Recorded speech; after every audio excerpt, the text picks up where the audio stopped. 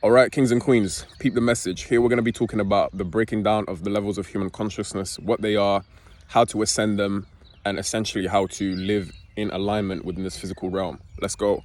So when you hear the levels of human consciousness and you hear the terms transcending the levels of human consciousness, what essentially that means is each level is a vibrational field, right? It's a lens. It's not only an energetic field in which certain thoughts, habits, behaviors are confined to, and also it is a lens through which you can perceive the world. For example, if you perceive the world through strictly fear, right?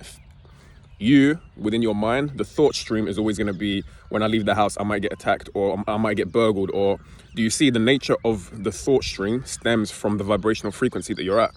And most people are confined clearly, right? They're all below the level of 200, below the level of truth, whereby they're being misled. They don't know how to distinguish truth from falsehood.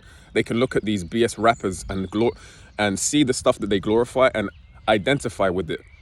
Their energy systems, right, haven't been evolved enough to the point where they're repelled by this. Like when I listen to drill music, I'm literally repelled by it.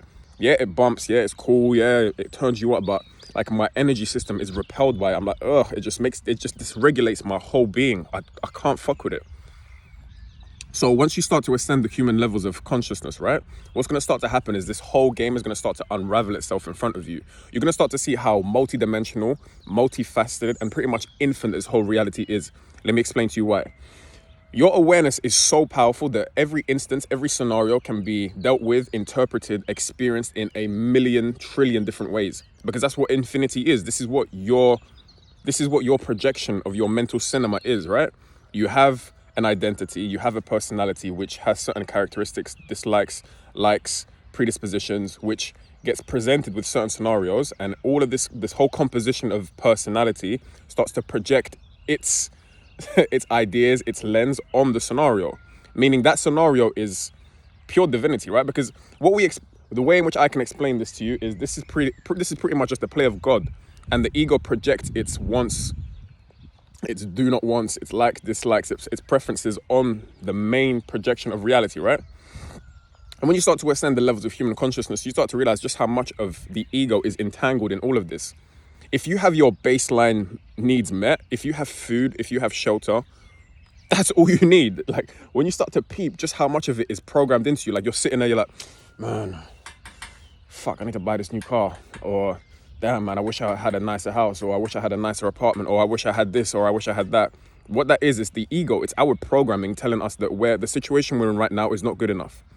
And this is how they use our ego, our lower mind, our lower nature against us, is to keep us constantly wanting more, constantly not seeing the divinity and love around us, around the people around us, right? Within ourselves and within our own lives. So you're constantly having to externalize your love, externalize your power. However, Grand Rising, my darling, when you start to ascend in levels of human consciousness, right, you're going to start to realize just how vague, lifeless, and pretty much intransient all of the things that they promote and glorify are. And the real love is here. Like I've mentioned in so many of my videos, right, you came in naturally happy, content, blissful, joyful, and peaceful. You were a happy kid. Whatever happened. You weren't analyzing things way too much. Something would happen, you'd get upset, you'd cry, whatever. Cool, next.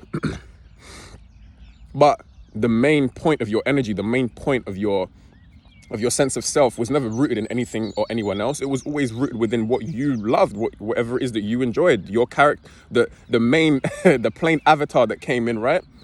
That is still you. So once you ascend in human consciousness, all you're doing is you're going up in vibrational frequency. You're becoming more benign. Your levels of humility are going to skyrocket. Like for real, I'm at a point now where I see everyone as my children. It's crazy. I don't know. I'm with my parents, right? And all I see is just very programmed, innocent, beaten down, kind of unaware individuals who are doing the best they can with what they've been given, with the information that they have, with the scenarios that life presents them, with the family they've created for themselves. I just see a lot of kids, man. I've got a good friend of mine who lives close to me, right? He's in his 70s. And the first ever conversation we had, I was like, yo, bro is on time and he knows. And he said something very funny the last time I spoke to him. He was like, every time he looks around and walks in, for instance, you're in the big city, right? And you see everyone all suited up. He told me what he really sees are just big children in suits, right? And then I peeped it. I was like, yo, bro is talking some real shit. Why? Because, yeah, cool, on the surface, on the exterior, people present themselves to be mature, have it figured out. I've got this job, I'm doing this, I earn X amount. Cool. However, true evolution happens on the interior. So a lot of these people who supposedly have it figured out internally are still children. In terms of emotional intelligence, they're still children. In terms of one's perspective, one's outlook, it's still very confined to a very small box.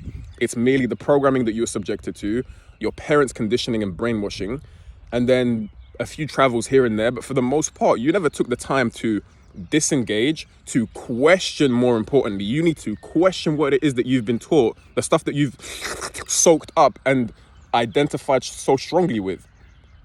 This is what human consciousness, ascending in the levels of human consciousness, is pretty much just, it's unlearning, it's undoing. It's not learning more information. You're simply just retracting, going back to your natural state and order, in which your energy starts to get more powerful, in which your glow is more powerful, in which your intellect is sharper, your understanding is broader.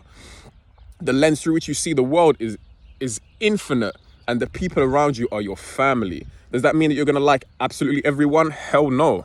You're not supposed to like everyone, because that would diminish